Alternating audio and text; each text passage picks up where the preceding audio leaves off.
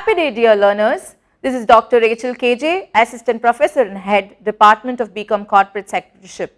So today we are going to look into the topic Ultra Vires Borrowing. Any company that would like to grow, expand its operation or start a new project will eventually require additional funds. The common way to raise such funds is through borrowings. However, all borrowings are not valid in the eyes of law. The company should borrow within the authority or the power which has been given to them. So let's look into a small example to understand the consequences of such borrowing. A small group of friends started a business to make eco-friendly bicycles. They registered the company with the objective to manufacture and sell the eco-friendly bicycles. The director one day decided to take a huge amount of loan and invest it in making a theme park. The director felt that investing in this theme park would help the company grow and earn good profit. But here's the problem, the theme park doesn't have anything to do with making eco-friendly bicycles. Now the lender comes back to the company asking them for the repayment of the loan. First of all, the company is not supposed to take a loan for something that is not being specified in the objective clause of the Memorandum of Association. What happens then? This is exactly called as ultra vires borrowing. So before we proceed further, let's look into what ultra vires means. Ultra vires is a Latin word, ultra meaning beyond and virus meaning authority or power. So the act of borrowing can fall in any of the two cases, that is ultra vires the company and ultra vires the directors. Ultra vires the company is where the act of borrowing is beyond the power of the company. This act will be considered void and cannot be ratified. In case of ultra vires the directors, the act is within the power of the company but beyond the authority of the director. So here in such the case, the act of borrowing can be ratified by the help of the shareholders. So before we go forward, let's look into a real life battle, a very famous case, Ashbury Railway Carriage and Iron Company Limited versus Riche. In Ashbury Railway Carriage and Iron Company Limited versus Riche, the company was formed to manufacture and sell railway carriages and related equipment. Despite this, the directors entered into a contract with Riche to finance and build a railway in Belgium, an activity not included in the company's objects clause in the Memorandum of Association.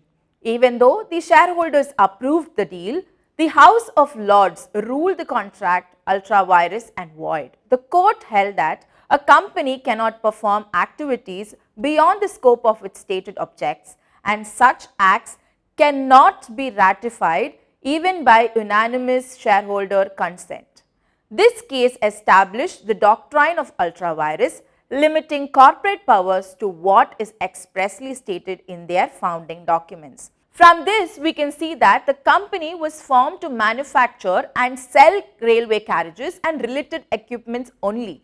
But here the directors of the company entered into a contract with Riche to finance and build a railway in Belgium, where there was a contradictory with the objective that has been stated in the Memorandum of Association.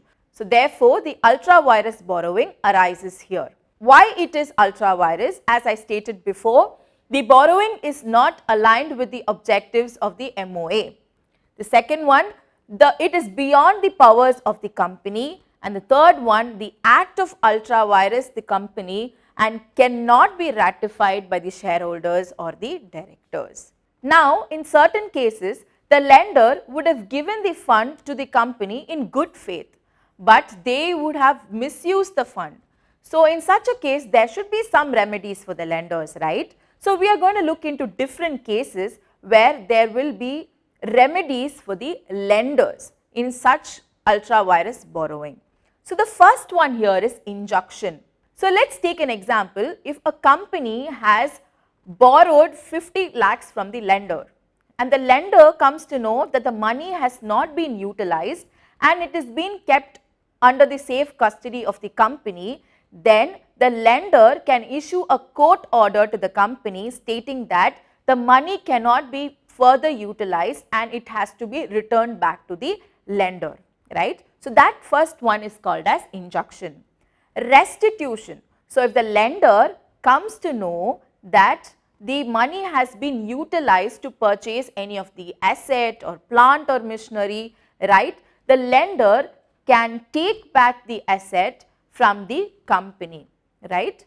The next one is subrogation. If the money was being borrowed to pay off the debts, the lender can step into the shoe of those creditors and claim as a creditor to that extent. The next one is identification and tracing.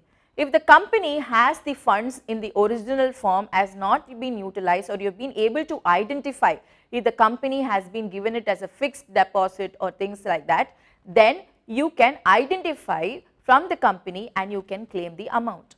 In certain cases, tracing of fund becomes very difficult when the company has utilized the amount for various purposes like purchasing raw materials, buying asset, right. When it's been mixed up for various reasons, then it becomes little difficult, right. I hope you understood the remedies which are given to the lender in case of ultra vires borrowing.